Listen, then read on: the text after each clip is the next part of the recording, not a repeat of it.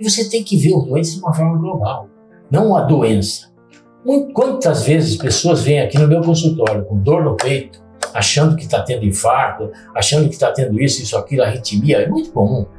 Na verdade, não é o coração físico que está doendo, é o coração emocional, é o coração espiritual. Então, essa abordagem, hoje a gente fala em cardiologia comportamental.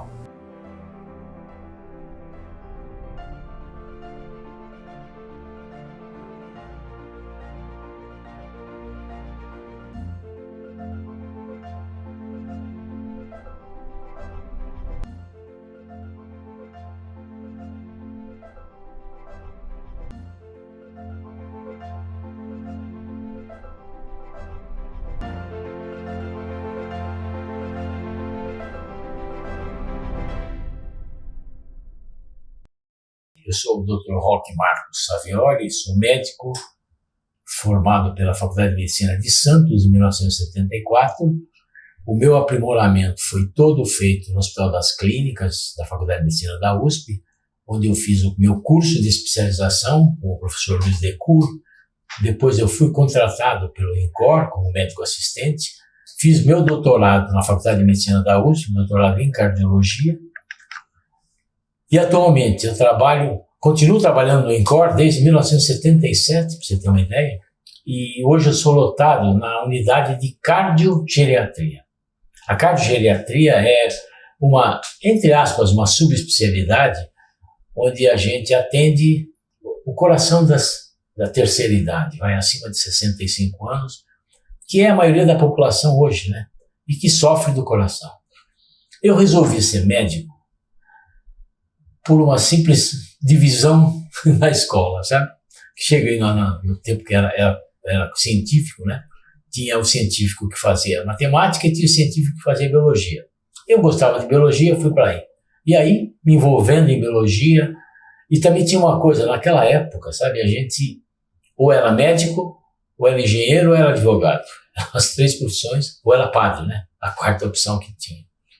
Como eu gostava de biologia, eu me aventurei nessa coisa de ser médico, né? Quer dizer, fiz o cursinho, entrei na faculdade. E toda a formação científica, acadêmica, foi feita durante a faculdade, na pós-graduação e tudo mais. Só que tinha um detalhe, nessa época a gente via o doente sobre uma forma pura e simplesmente acadêmica, sabe? Bem pragmática. Você via a doença, você estudava a doença, e eu nem me preocupava com a parte de espiritualidade, mesmo a parte de psicossomática, na época nem se falava muito disso. Mas o tempo foi passando, né? E depois de formado, eu comecei, sempre trabalhei muito. E eu sempre trabalhei com urgência cardiológica. Desde os 24 anos que eu me formei, eu comecei a atender pacientes aqui em São Paulo, né? Trabalhando em pronto-socorro, na residência, nos chamados, quer dizer, só urgências. Naquela época não tinha pronto-socorro em São Paulo, não tinha Einstein, não tinha Sírio, não tinha nada. E eu trabalhava num pronto-socorro que atendia os pacientes dos professores da faculdade. Então, eu tive a oportunidade de conviver com esses professores durante o atendimento de urgência. Eu vi de tudo, para você ter uma ideia. Graças a Deus, isso me deu uma experiência muito grande. Eu atendi paciente dentro de shopping center, eu atendi parada cardíaca em tudo quanto é lugar que você imagina. E eu conto toda essa minha história nesse meu livro, Milagres, que na verdade é Milagres que a Medicina Não Contou, que eu lancei em 2001. Só que eu relancei agora pela editora Canção Nova, 20 anos depois do milagre. Então eu conto todas as histórias do primeiro livro, que são 12 histórias, e acrescento essas coisas mais novas que eu vejo, a relação medicina-saúde e tudo mais. Durante essa minha atividade toda de formado, né, e dando muito plantão, eu tive alguma experiência espiritual que realmente eu fiquei meio em dúvida, sabe? Você imagina, eu atendendo um paciente em parada cardíaca, junto com um colega, esse paciente estava com o coração parado.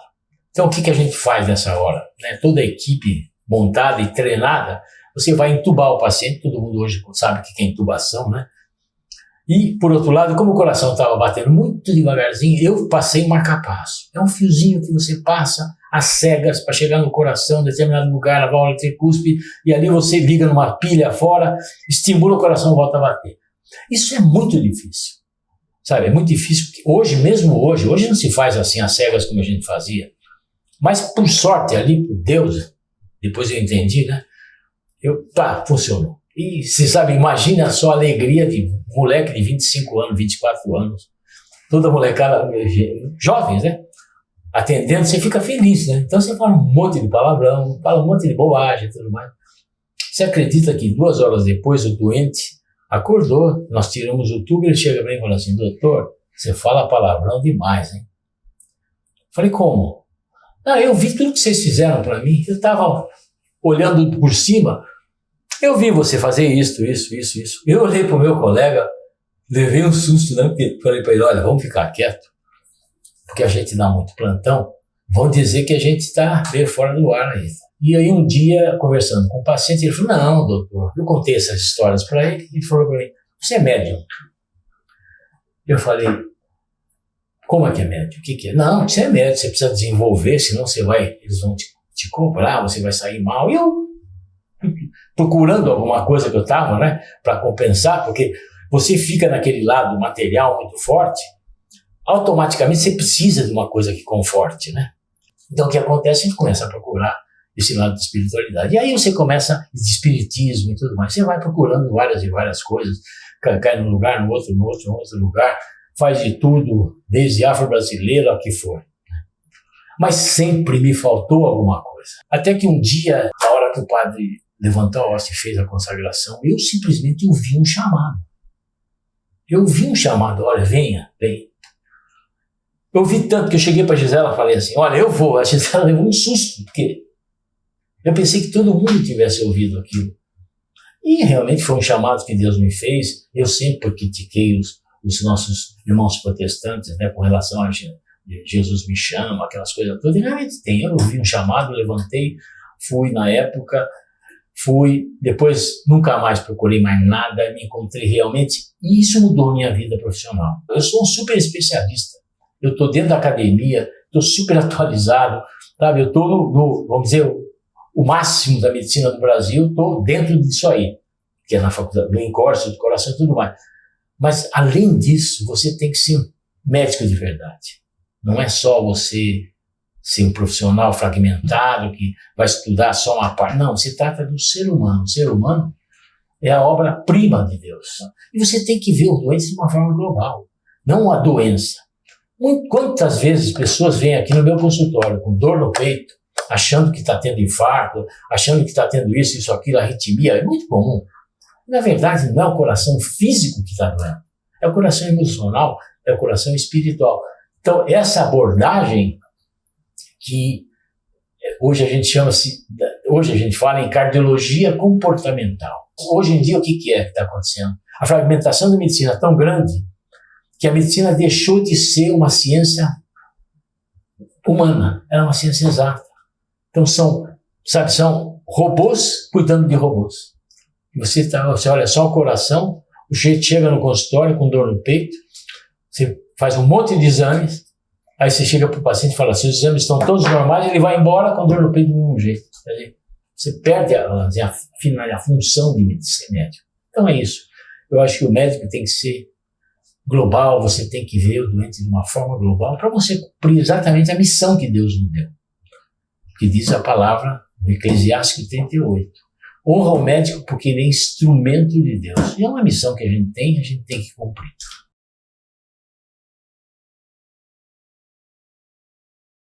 Nós fomos treinados para prescrever remédio. E o doente veio para receber remédio. Quando você não dá medicação, o paciente não gosta. Ele gosta de tomar remédio. Então, só que se você usar um pouco essa abordagem que eu falo, da abordagem global, você deixa de dar muito medicamento para as pessoas. Então, é um tempo que você gasta no consultório a mais.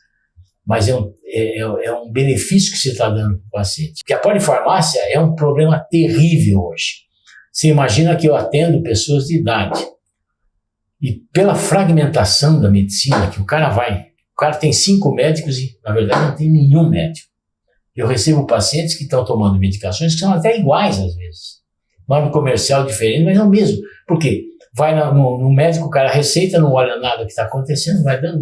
De repente, junta tudo, aquela lista enorme de remédio. Polifarmácia é uma das coisas mais comuns em pessoas de idade. E é aí por isso que complica, às vezes. Eu tenho dó das pessoas, fico penalizado com as pessoas que chegam com aquela lista enorme, gastando enorme dinheiro, bastante dinheiro, né? Por coisa que você vê que está duplicada. Então, a desprescrição é, inclusive, uma ciência, tá? Hoje a gente faz isso e faz bastante dentro da faculdade.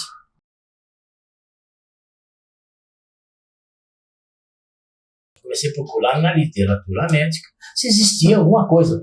Porque, veja bem, nesse livro eu conto, né, as experiências que tiveram pessoas que realmente que se envolveram com o envolvimento religioso tiveram curas. E que o envolvimento religioso era muito melhor. As pessoas tinham evolução melhor do que as que não tinham. Eu achava estranho, falando, não, eu tenho que ter uma lógica disso. E como estou um bom cientista, né, vivendo dentro da academia, eu fui procurar na literatura e já comecei a encontrar estudos mostrando, estudos observacionais, assim, sem tanta evidência científica na época, mas já mostrando que realmente as pessoas que tinham religião, que frequentavam as missas, as funções, independente de religião, elas tinham uma evolução melhor. Isso foi aumentando com o tempo, sabe? Existe uma relação entre a espiritualidade e a saúde, existe.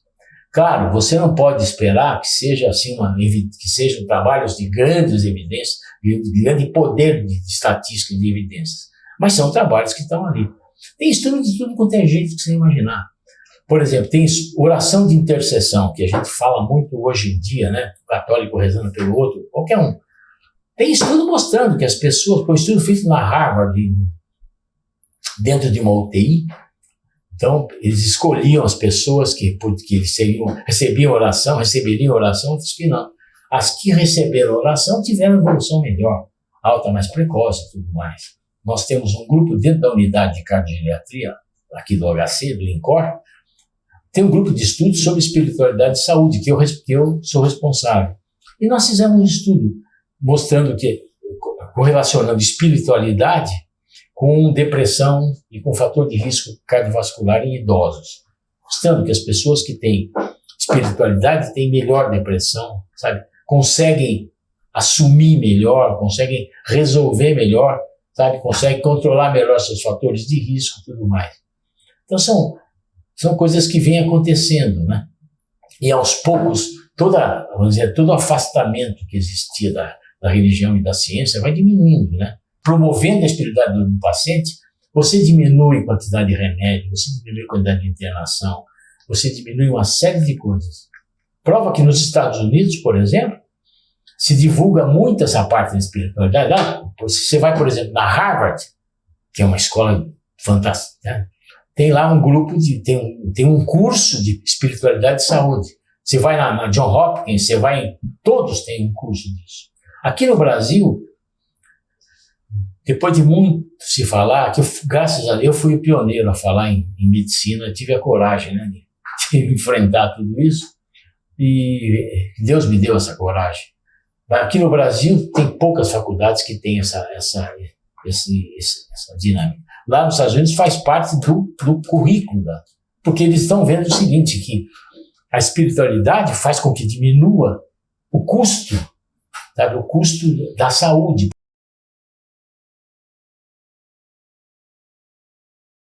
Dou exemplos que eu vejo corriqueiros. A senhora que chega para mim, eu digo para ela, a senhora tem 5 pontos de safena, tem que operar o coração. Ela fala, por que Deus fez isso para mim? Eu sou muito, às vezes, bocudo, entre aspas, né? Se Deus não fez nada para a senhora é gorda, a senhora não tem colesterol alto, não toma remédio, tem diabetes, não se cuida, fuma. Como que Deus fez alguma coisa? Não fez nada, você que fez tudo. Então as pessoas, Deus não faz doença para ninguém, ao contrário, Deus nos cura. Como é que Ele cura? Ele cura através do médico, através do medicamento, Ele pode até fazer milagre. Oportunidade. Eu acho que às vezes a doença é uma oportunidade para a gente crescer. às vezes não, sempre, eu tive uma experiência pessoal com a doença, que eu conto aqui também nesse livro, que foi a minha história com o Covid, onde eu senti de perto, sabe, que quase que eu estava indo que eu estava indo ou para uma UTI, sendo entubado ou não. E ali foi uma oportunidade para mim, para aumentar a minha fé. Sabe, foi realmente solidificar um pouco a fé. Porque eu achava que a minha fé, eu tinha fé, não, eu tinha uma fé de troca, sabe? É que eu sou um cara bom, sou um cara justo, então Deus vai fazer isso para mim. Não é assim. E depois a espera, o tempo de Deus também, para a gente ter a cura, às vezes aquele delta T é importante para você, sabe, crescer. E a doença, para mim, a doença sempre é. E apesar de Deus não fazer a doença, Ele aproveita a doença, é a pedagogia divina, né? Para você crescer. Quando você estiver doente, a primeira coisa que você faz é fazer uma oração. Pedir para que Deus te oriente. E ele é literal, ele fala assim, em seguida, procura o médico. Porque você sempre vai precisar dele. Tá? E muita gente, às vezes, foge disso, né? E quando a gente pede para a pessoa rezar, não quer dizer que você está no fim da vida. Geralmente, assim, as pessoas menos espiritualizadas, os colegas, eles realmente sim, tudo bem, agora que está no fim, não posso fazer mais nada, então agora você vai atrás disso. E não, você sempre você tem que estar, porque a doença, ela pode ser na nossa dimensão física, pode ser na nossa dimensão psíquica e pode ser na nossa dimensão espiritual. E a saúde também é do mesmo jeito. Então a gente trata um ser humano que tem 3 dimensões, não é uma parte só. Então eu acho importante que todo profissional de saúde aborde esse lado. Infelizmente, pela fragmentação da medicina hoje, sabe, as pessoas sofrem demais. Às vezes a pessoa, ela superestima a doença, né? Tem gente que até gosta de ter doença, para chamar atenção, para se mostrar real, que está viva. Isso realmente existe. A mortalidade, realmente, 30% das mortes se deve à doença cardiovascular, diminuiu já um pouco, mas ainda é alta. E você não tem como assim diminuir, a não ser pela prevenção. E a espiritualidade é um caminho para a prevenção. Tá? Eu acho que se você imaginar que você usa um corpo, olha o raciocínio que eu faço para mim e para todos que chegam comigo. Eu uso um corpo que é templo do Espírito Santo. É uma dádiva que Deus me deu para usar. Então, se eu estou usando um presente de Deus, eu tenho que cuidar desse corpo. Então, por isso que as campanhas de prevenção. Eu sou adepto à prevenção, eu estimulo a prevenção. Na minha área, por exemplo, né, que é básica, né, que é prevenção, alimentação saudável, atividade física, e se tiver que tomar remédio, tem que tomar mesmo. Prevenção é básica. Hoje, graças a Deus, na minha área tem desenvolvimento enorme do ponto de vista tecnológico. Hoje, infarto a gente consegue resolver bastante, diminuir a mortalidade, a gente consegue, insuficiência cardíaca, tem drogas espetaculares, mas, infelizmente, ainda é a mortalidade grande. E a espiritualidade ajuda muito a prevenção.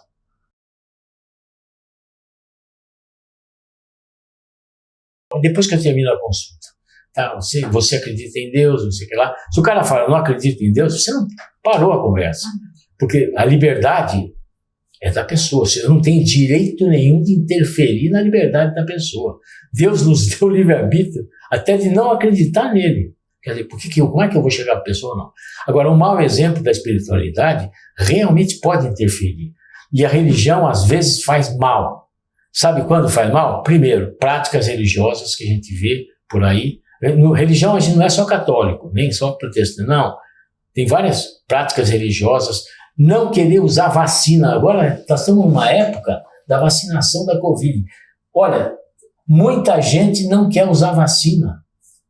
Isso é por quê? Porque Deus me protege, eu não vou precisar da vacina. Eu acho um grande absurdo isso. Isso é um exemplo errado a prática da má religião. Não é? Isso dentro de comunidade religiosa. E grandes comunidades religiosas, nós tivemos problema com isso. Hein? Teve que insistir com as pessoas para tomar vacina. As pessoas confundem espiritualidade com religiosidade. E religião é uma coisa que divide o mundo, né? Então, quando você fala, eu sou católico, eu sou protestante, eu sou... Então, nesse sentido que eu acho que talvez seja a dificuldade está nesse aspecto. Pois a partir do momento que as pessoas entenderem que espiritualidade é a busca pessoal do sentido de vida, da existência, né? Por que é que eu vivo, sabe? Tentar encontrar nesse sentido. E, na verdade, a religião é uma ferramenta para você se encontrar pessoalmente. Então, você não precisa você não precisa ter religião para você ter espiritualidade. E outra coisa no Brasil, espiritualidade não tem nada a ver com espiritismo. Espiritismo é uma seita. Está ali. Não tem nada a ver. Assim como tem espiritismo, tem religião afro-brasileira, tem um monte de coisa assim. É uma ferramenta que a pessoa usa para encontrar o divino. Mas se a gente conseguisse dissociar isso aí, talvez a gente conseguisse, entre aspas, vender melhor o lado da espiritualidade. Porque quando eu falo, você precisa praticar a sua espiritualidade, o cara fala, não vou em centro espírita. Não tem nada a ver.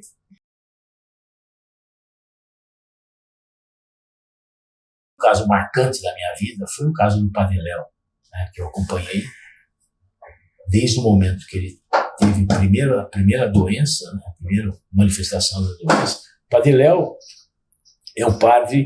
foi um padre, né, da comunidade de Betânia, que ele foi o que fundou a comunidade de Betânia, e é um padre que chamava multidões. O Padre Léo enchia Morumbi, enchia tudo. O Padre Léo, quando chegava na Canção Nova, eram 70 mil pessoas. E o padre, durante um evento, ele teve uma convulsão e foi diagnosticado um câncer, um linfoma. Para mim foi a experiência máxima da espiritualidade, porque quando eu cheguei para ele, ele me disse, me dá o diagnóstico, quanto tempo eu tenho de vida. Não me enrole, na minha vida era muito assim. Ele falou para mim, eu falei, padre, você tem uma doença que 50% morre em 3 meses. Ele falou uma coisa que ficou marcante para mim. Ele falou assim, Roque, não tem importância. Eu vou aproveitar os minutos desse meu câncer, todos os segundos desse meu câncer, para daqui sair um padre novo. Ele me falou assim, um padre santo. E hoje realmente é um padre que está indo para a santificação. Então foi para mim um exemplo marcante. E eu imaginei, bom, quero ver depois da evolução se isso aí vai ficar valendo, né, o que ele está falando para mim, né? E foi impressionante. O sofrimento desse homem, assim, durante os 10 meses que eu acompanhei, sabe, sofrimento terrível. Diariamente eu via tudo. Sofrimento, e ele nunca murmurou, ele nunca reclamou, nunca xingou, nunca fez nada. Sempre aceitando, sabe, aquilo, até o momento que ele insistiu tanto comigo para ir num evento da Canção Nova, que era no final do ano, o Rosana, e nós deixamos ele ir porque sabia que a coisa era complicada. Ele terminou essa pregação maravilhosa, fantástica, nem parecia que estava doendo daquele jeito. Quase morreu depois, uns 10 dias depois ele morreu. Um exemplo de doação realmente, de espiritualidade forte, né? E é um cara que hoje está sendo beatificado, logo logo vai ser beatificado. É um exemplo de vida para todos nós, né? Tem o sofrimento quando vem, às vezes você não tem como fugir dele, né? Você não tem como fugir. Se você tem uma doença grave que não tem como, então você tem que transcender esse momento, né?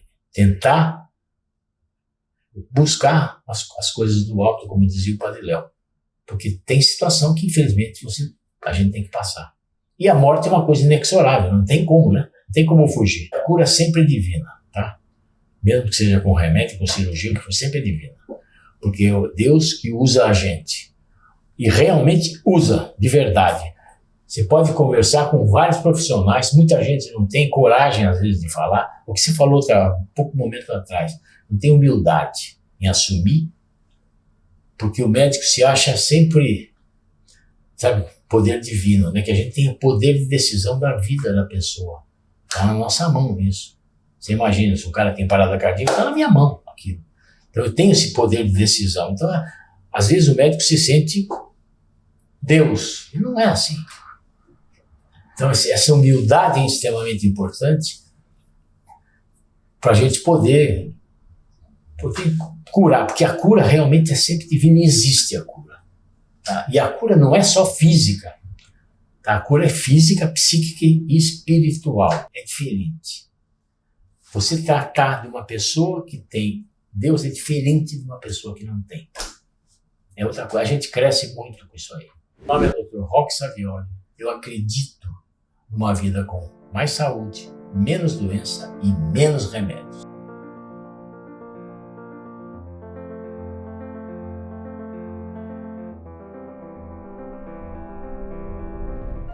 Olá, meus amigos, tudo bem? O que é que você achou da palestra que você acabou de assistir? Você está tirando proveito desse congresso para poder provocar mudanças na sua vida, na vida da sua família? Como é que você está vendo esse congresso Mais Saúde, Menos Remédio?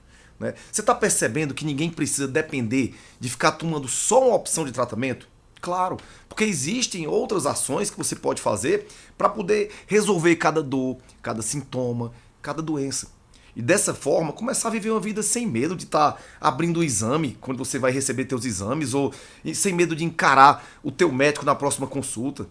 Eu espero que você esteja entendendo que você não precisa passar a vida gastando sua economia com remédio, com exame. E ninguém melhor do que esse grupo que nós separamos, um grupo de elite, com todos esses profissionais de saúde para te ajudar a conquistar uma vida longa, com vitalidade, com humor e livre de preocupação. Foi dessa forma que eu e toda a equipe da VitaScience, nós passamos os últimos meses buscando um horário na agenda disputada de cada um desses profissionais. A gente foi atrás apenas dos melhores. Tudo para que você consiga entender que realmente você pode viver com menos remédio, com mais saúde, com mais vitalidade. E tudo para dar a você, mais do que palestra, mais verdadeiras aulas sobre como vencer o adoecimento crônico. Então, se você perdeu alguma das palestras, ou se você quer ter acesso às gravações para assistir a hora que você quiser, onde quiser, quando quiser, eu tenho um convite para você. Eu quero te convidar para que você faça parte do Clube VitaScience e receba todas as gravações e mais R$ 3.713 em presentes. Pela primeira vez e única vez na história da empresa, quando você se torna um membro fundador do Clube VitaScience, você tem acesso à gravação de todas as palestras do Congresso, a todos os meus cursos e vai poder até ganhar um pote do VitaCalme, a fórmula do sono reparador, de presente. Essa oportunidade única só vai estar disponível no dia 22 de outubro, às 7 horas da manhã. Tudo isso só para quem tiver dentro do nosso grupo VIP de interessados, tá bom? Lá no WhatsApp. Eu escrevi uma nota de esclarecimento para te contar tudo que você recebe quando você passa a ser um dos primeiros a fazer parte do clube exclusivo VitaScience. Então clica no botão abaixo para saber como receber R$ 3.713 de presente, incluindo suplementos, tá bom? Eu fico muito feliz de poder celebrar a realização desse congresso transformador, né, com o lançamento do Clube VitaScience. Eu tô tão feliz, ao mesmo tempo, vocês estão percebendo, a minha voz gasta, de tanto que a gente trabalhou, de tanto que a gente deu o nosso gás, o nosso sangue, todos os 30 palestrantes, toda a empresa, tá todo mundo irmanado junto para poder te ajudar nesse processo, para que você não viva com aquela bengala de remédio eternamente na tua vida. Você não precisa disso. O teu corpo consegue se curar desde que você trate ele com carinho, desde que você faça o que a gente está orientando. Então nada melhor do que fazer parte de um clube que, além de te dar todas essas informações, todas juntas, agregadas para você ver quando quiser, na hora que você quiser, você também tem acesso a todos os meus cursos. E ainda ganha um suplemento. O que é que você está esperando? Então, eu espero por você. Viva com saúde, viva com paixão, com Deus no coração. Grande abraço!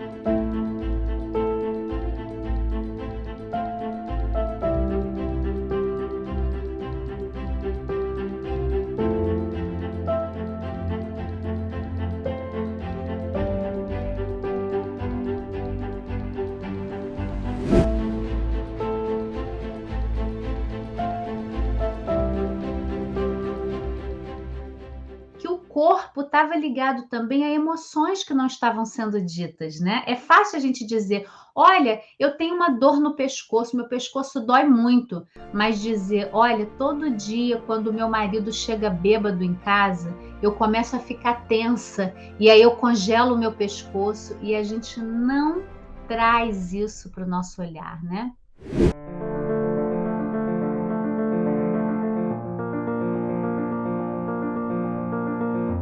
Tem estudo mostrando que as pessoas, um estudo feito na Harvard, dentro de uma UTI, então eles escolhiam as pessoas que receberiam oração, outras que não. As que receberam oração tiveram evolução melhor, alta mais precoce e tudo mais.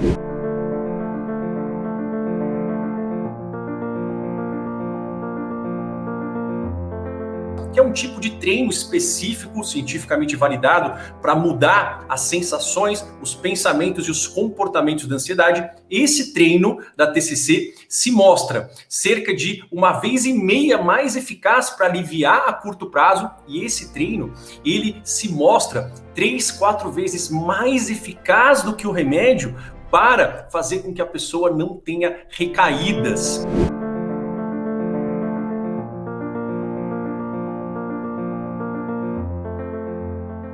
Eu sou professor numa pós-graduação de terapias para a dor, né?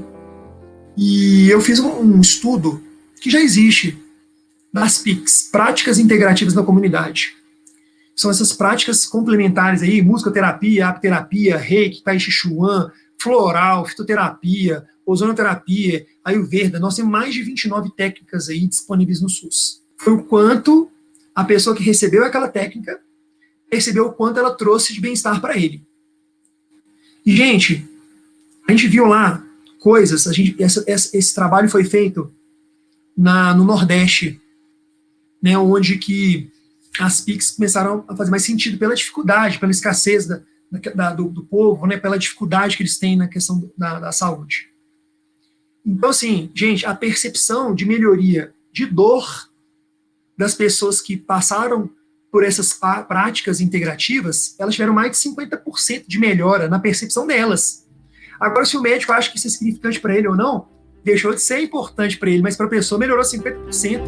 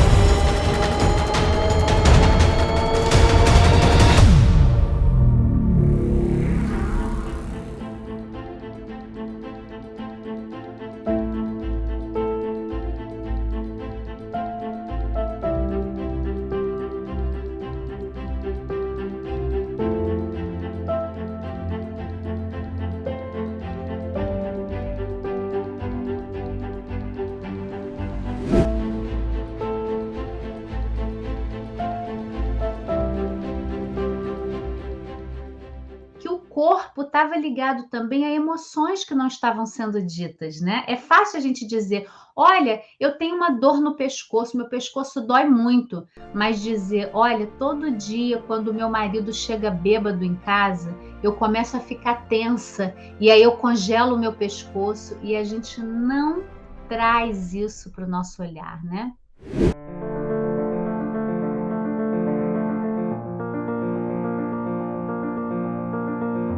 Tem estudo mostrando que as pessoas, um estudo feito na Harvard, dentro de uma UTI, então eles escolhiam as pessoas que receberiam oração, outras que não. As que receberam oração tiveram evolução melhor, alta mais precoce e tudo mais.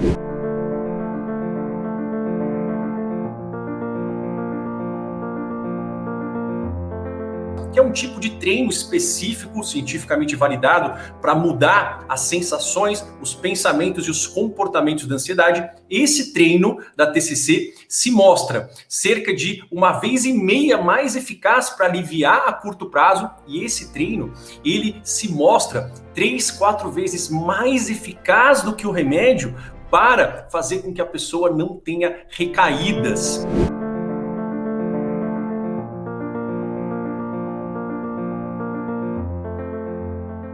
Eu sou professor numa pós-graduação de terapias para a dor, né? E eu fiz um estudo que já existe das PICs, Práticas Integrativas na Comunidade. São essas práticas complementares aí, musicoterapia, apterapia, reiki, tai chi chuan, floral, fitoterapia, ozonoterapia, ayurveda. Nós temos mais de 29 técnicas aí disponíveis no SUS. Foi o quanto a pessoa que recebeu aquela técnica percebeu o quanto ela trouxe de bem-estar para ele. E, gente, a gente viu lá coisas, esse trabalho foi feito no Nordeste, né, onde que as PICs começaram a fazer mais sentido pela dificuldade, pela escassez do povo, né, pela dificuldade que eles têm na questão da saúde. Então, assim, gente, a percepção de melhoria de dor das pessoas que passaram por essas práticas integrativas, elas tiveram mais de 50% de melhora na percepção delas. Agora, se o médico acha que isso é significante para ele ou não, deixou de ser importante para ele, mas para a pessoa melhorou 50%.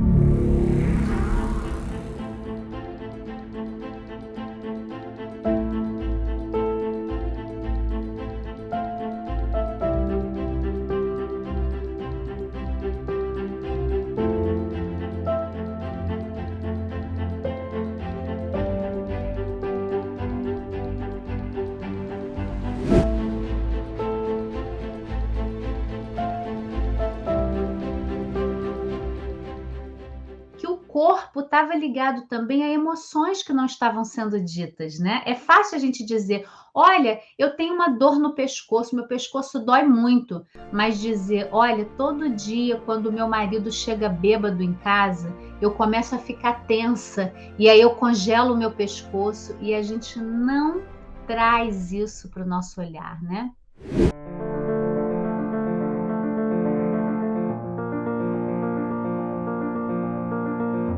Tem estudo mostrando que as pessoas, um estudo feito na Harvard, dentro de uma UTI, então eles escolhiam as pessoas que receberiam oração, outras que não. As que receberam oração tiveram evolução melhor, alta mais precoce e tudo mais.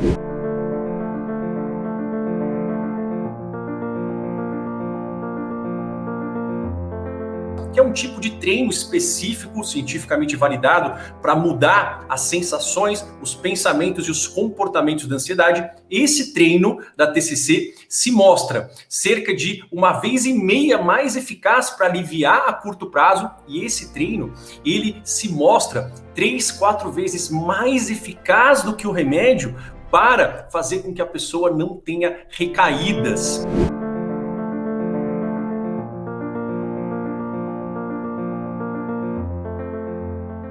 Eu sou professor numa pós-graduação de terapias para a dor, né? E eu fiz um estudo que já existe das PICs, Práticas Integrativas na Comunidade. São essas práticas complementares aí, musicoterapia, apterapia, reiki, tai chi chuan, floral, fitoterapia, ozonoterapia, ayurveda. Nós temos mais de 29 técnicas aí disponíveis no SUS. Foi o quanto a pessoa que recebeu aquela técnica percebeu o quanto ela trouxe de bem-estar para ele. E, gente, a gente viu lá coisas, esse trabalho foi feito no Nordeste, né, onde que as PICs começaram a fazer mais sentido pela dificuldade, pela escassez do povo, né, pela dificuldade que eles têm na questão da saúde. Então, assim, gente, a percepção de melhoria de dor das pessoas que passaram por essas práticas integrativas, elas tiveram mais de 50% de melhora na percepção delas. Agora, se o médico acha que isso é significante para ele ou não, deixou de ser importante para ele, mas para a pessoa melhorou 50%.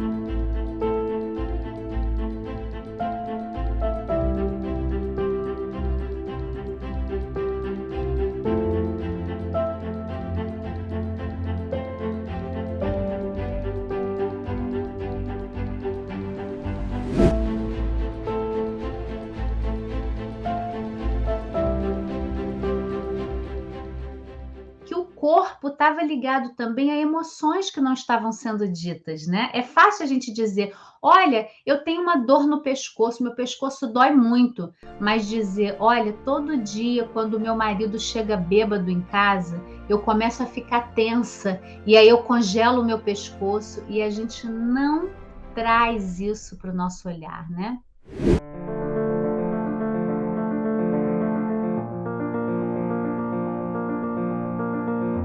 Tem estudo mostrando que as pessoas, um estudo feito na Harvard, dentro de uma UTI, então eles escolhiam as pessoas que receberiam oração, outras que não. As que receberam oração tiveram evolução melhor, alta mais precoce e tudo mais.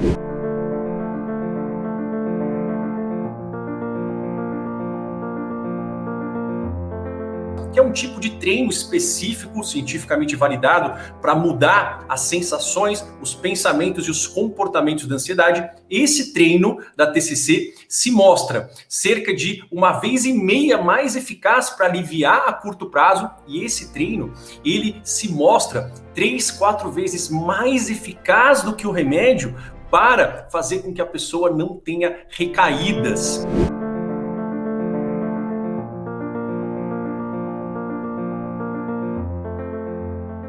Eu sou professor numa pós-graduação de terapias para a dor, né? E eu fiz um estudo que já existe das PICs, Práticas Integrativas na Comunidade. São essas práticas complementares aí, musicoterapia, apterapia, reiki, tai chi chuan, floral, fitoterapia, ozonoterapia, ayurveda. Nós temos mais de 29 técnicas aí disponíveis no SUS. Foi o quanto a pessoa que recebeu aquela técnica percebeu o quanto ela trouxe de bem-estar para ele. E, gente, a gente viu lá coisas, esse trabalho foi feito no Nordeste, né, onde que as PICs começaram a fazer mais sentido pela dificuldade, pela escassez do povo, né, pela dificuldade que eles têm na questão da saúde. Então, assim, gente, a percepção de melhoria de dor das pessoas que passaram por essas práticas integrativas, elas tiveram mais de 50% de melhora na percepção delas. Agora, se o médico acha que isso é significante para ele ou não, deixou de ser importante para ele, mas para a pessoa melhorou 50%.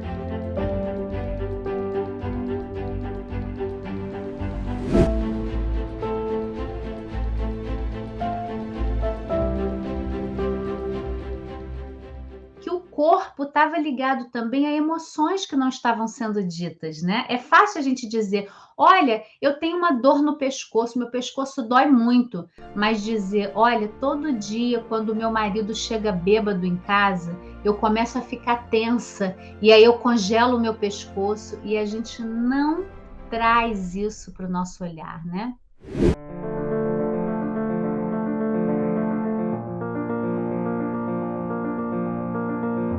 Tem estudo mostrando que as pessoas, um estudo feito na Harvard, dentro de uma UTI. Então, eles escolhiam as pessoas que receberiam oração, outras que não.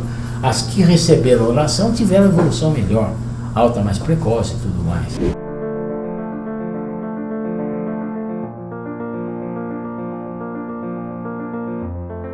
Que é um tipo de treino específico, cientificamente validado, para mudar as sensações, os pensamentos e os comportamentos da ansiedade. Esse treino da TCC se mostra cerca de 1,5 vezes mais eficaz para aliviar a curto prazo, e esse treino, ele se mostra 3, 4 vezes mais eficaz do que o remédio para fazer com que a pessoa não tenha recaídas.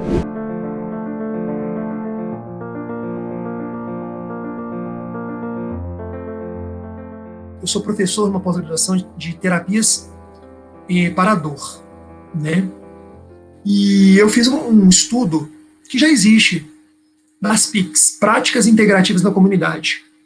São essas práticas complementares aí, musicoterapia, apterapia, reiki, tai chi chuan, floral, fitoterapia, ozonoterapia, ayurveda. Nós temos mais de 29 técnicas aí disponíveis no SUS. Foi o quanto a pessoa que recebeu aquela técnica percebeu o quanto ela trouxe de bem-estar para ele. E, gente, a gente viu lá coisas, esse trabalho foi feito no Nordeste, né, onde que as PICs começaram a fazer mais sentido pela dificuldade, pela escassez do povo, né, pela dificuldade que eles têm na questão da saúde. Então, assim, gente, a percepção de melhoria de dor das pessoas que passaram por essas práticas integrativas, elas tiveram mais de 50% de melhora na percepção delas. Agora, se o médico acha que isso é significante para ele ou não, deixou de ser importante para ele, mas para a pessoa melhorou 50%.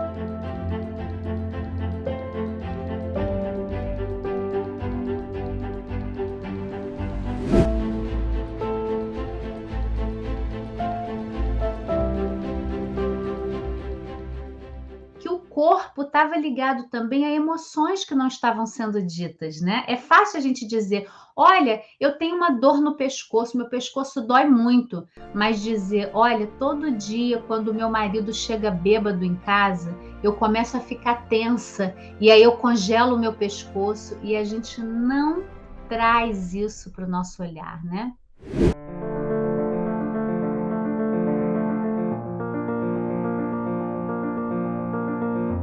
Tem estudo mostrando que as pessoas, um estudo feito na Harvard, dentro de uma UTI, então eles escolhiam as pessoas que receberiam oração, outras que não. As que receberam oração tiveram evolução melhor, alta mais precoce e tudo mais.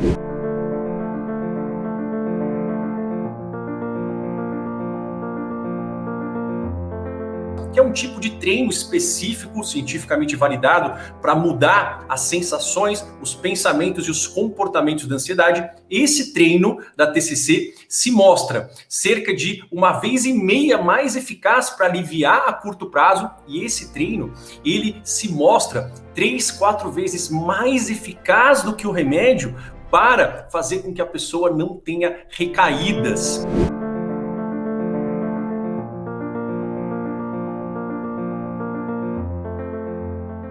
Eu sou professor numa pós-graduação de terapias para a dor, né?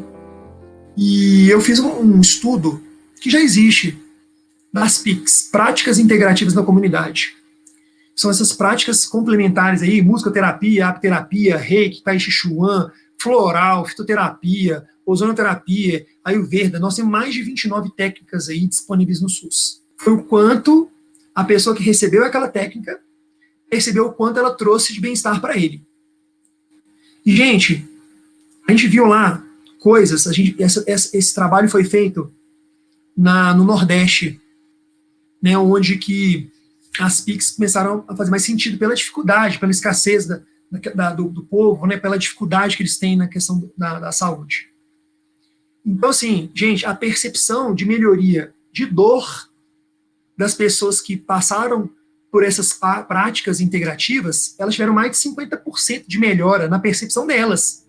Agora, se o médico acha que isso é significante para ele ou não, deixou de ser importante para ele, mas para a pessoa melhorou 50%.